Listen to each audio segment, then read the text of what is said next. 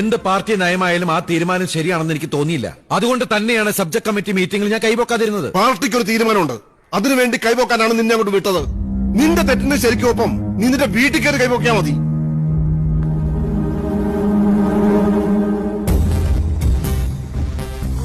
ഈ ജില്ലയിൽ രക്തസാക്ഷിത്വം എന്ന് പറയുന്നത് വണ്ടി ഇടിച്ച് മരിക്കുന്ന പോലെയാ. നോക്കിയും കണ്ടും നടന്നില്ല പറ്റുന്ന ഒരു അപകടം. അതിന് പാർട്ടി കൊടുക്കുന്ന ഒരു കോമ്പൻസേഷൻ ഉണ്ട്. വായനശാലയ്ക്കോ സമ്മേളന പന്തലിനോ ഒക്കെ രക്തസാക്ഷിന്റെ പേരിടും. നിനക്ക് കിട്ടിയ കോമ്പൻസേഷൻ ഒരുപാട് വലുതാ, അസംബ്ലി സീറ്റ്. അതുകൊണ്ട് കൂടുതൽ സിദ്ധാന്തം ഒന്നും ഇങ്ങോട്ട് സപ്ലൈ ചെയ്യണ്ട. സിദ്ധാന്തത്തിന്റെ ശീലക്കേട് കുറച്ചുണ്ടായിരുന്നു നിന്റെ അച്ഛന്. ഉൾപാർട്ടി സമരം ഇരുട്ടത്താരുടെയോ കത്തിക്ക് തീർന്നുകൊണ്ട് കൂടുതൽ സഹിക്കേണ്ടി വന്നില്ല. പാർട്ടിയിൽ ഇപ്പൊ റേഷനാ. ഒരു വീട്ടിൽ നിന്ന് ഒരു രക്തസാക്ഷി മതി.